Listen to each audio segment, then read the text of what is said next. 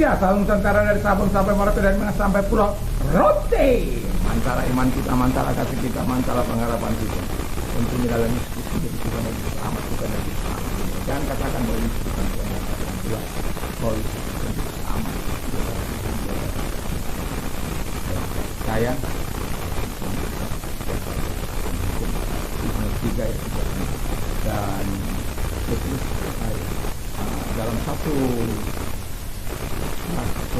dalam Yohanes 15 ayat yang 6 satu jalan yang sebenarnya ini ada seorang sampai kepada Allah tidak mengalami, dan dia juga berkata dalam Pak Petrus mengatakan dalam sesuatu kisah Rasul 4 ayat 12 yang keselamatan tidak ada dalam siapapun juga selain dalam dia itu.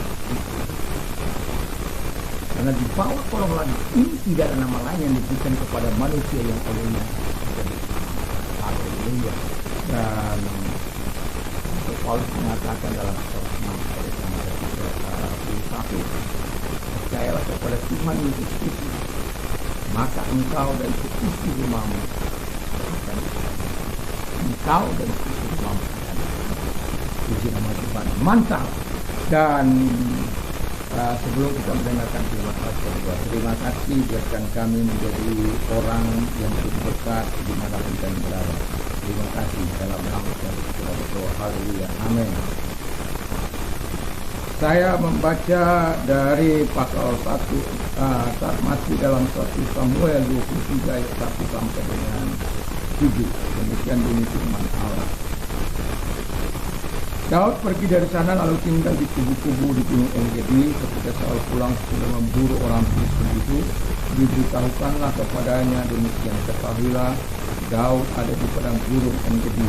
Kemudian Saul mengambil 3.000 orang terpilih dari seluruh orang Israel, lalu pergi mencari Daud orang-orangnya di gunung batu sambil hutan. Ia sampai ke kandang-kandang domba di tepi jalan. Di sana ada gua dan Saul masuk ke dalamnya untuk membuang hajat. Tapi Daud orang-orangnya yang di bagian belakang gua itu, lalu berkatalah orang-orangnya kepada Daud, setelah tiba hari ini dikatakan Tuhan kepadamu, sesungguhnya aku menyerahkan musuh-musuhmu ke dalam tanganmu, maka perbuatlah kepadanya apa yang kau pandang baik. Maka Daud bangun lalu memotong cincin jubah Saul dengan diam-diam. Kemudian berlebar-lebarlah hati Daud karena ia telah memotong cincin Saul. Lalu berkatalah ia kepada orang-orangnya, dijauhkan Tuhanlah kiranya daripadaku untuk melakukan hal-hal yang demikian kepada Tuhan, kepada orang-orang dia rapi Tuhan, yakni menjama dia sebab dialah orang yang kurapi Tuhan. Dan 8, dan Daud mencegah orang-orangnya dengan perkataan itu, dia tidak mengizinkan mereka bangkit menyerang Saul. Puji nama Tuhan.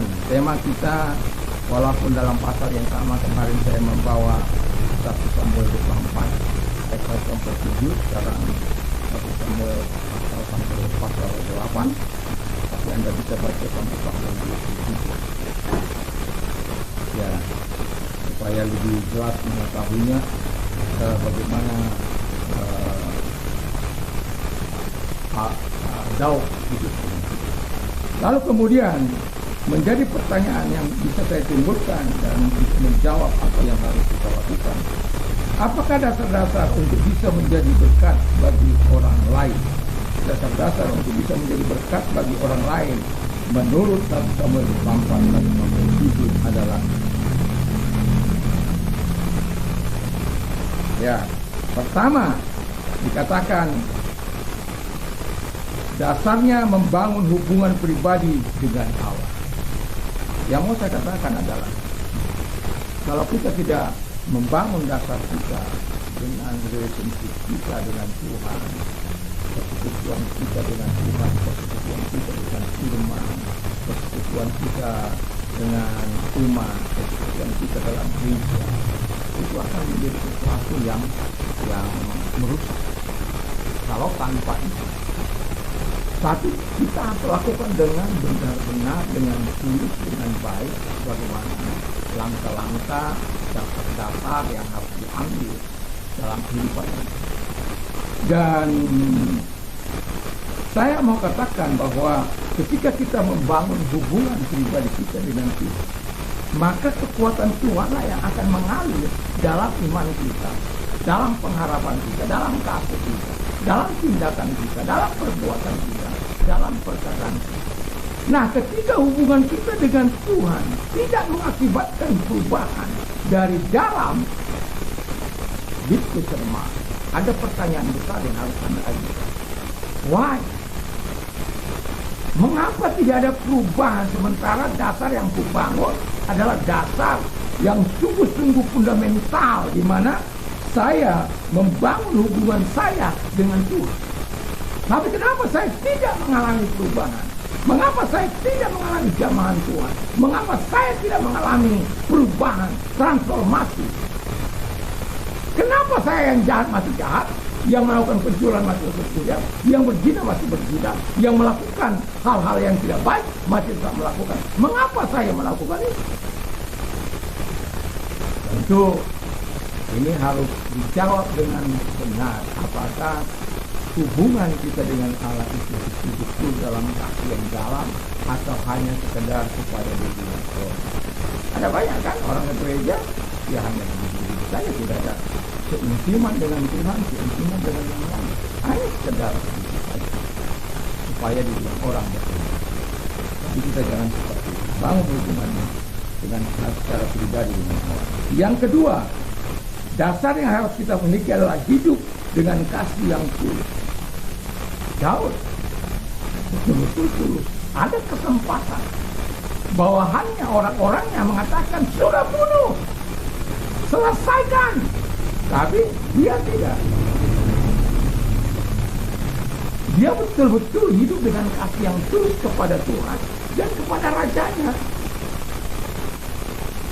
Dia tahu bahwa Saul itu sudah berdosa, tapi dia tetap masih mengakui Saul sebagai orang yang diurapi oleh Tuhan. Wah, itu kalau bukan hubungannya dengan Allah yang begitu luar biasa mengubah hidupnya, sampai pada akhirnya dia memiliki kasih yang tulus kepada Tuhan, kepada manusia. Wah, itu sudah kesempatan mati ketika ada kesempatan saya untuk menyakiti. Saya masih ingat ada seorang yang menjara saya, dan kemudian dia minta tolong kepada saya untuk minta pakaian, minta uang, minta beras. Di pergumulan dalam setan itu mencoba, tapi saya tetap bisa melakukan itu. Lalu setelah itu dia pergi setelah saya memberikan dia berkat, dia beras, dan memberikan pakaian, ada pakaian saya yang baru. Lalu kemudian saya berkata, ini orang mengambil ini, woi dia marah kalau saya tahu tidak saya kasih. Tapi kita harus tetap hidup dalam kasih yang itu. Yang ketiga, mengampuni orang yang bersalah. Daud itu betul-betul mengampuni. Dia sudah berkata, kalau engkau mengampuni orang bersalah kepadamu, Tuhan juga akan mengampuni. Tapi kalau engkau tidak mengampuni orang bersalah kepadamu, Tuhan juga mengampuni. Tidak akan mengampuni. Dan ini Daud rela walaupun karena dia menderita oleh karena pengejaran yang dilakukan oleh Saul kepada dia menderita, tapi dia mau mengampuni Saul. Ini dia dua kali kesempatan dia menderita, tapi dia tidak lakukan hal itu saja karena dia tahu dia harus hidup kita. Kalau Anda penuh dengan kebencian, Anda akan hidup. Kalau Anda hidup dalam pengampunan, Anda akan menjadi berkat bagi orang lain. Yang mau saya katakan, hiduplah menjadi berkat bagi orang lain dengan dasar yang sudah kita miliki, dan hubungan pribadi dengan Allah, hidup dengan kasih yang tulus dan berkati. Terima kasih Tuhan Bapa di surga, kami mau hidup dalam kasih dalam nama, dan kami juga berdoa kepada yang satu kepada Tuhan.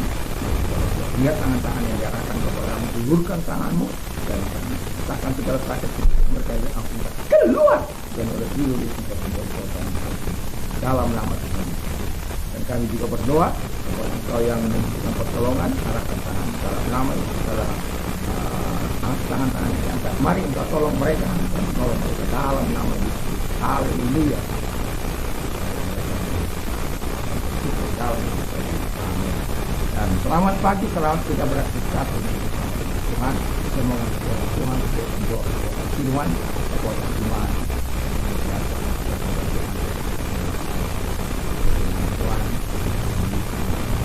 Mantap, mantap, mantap.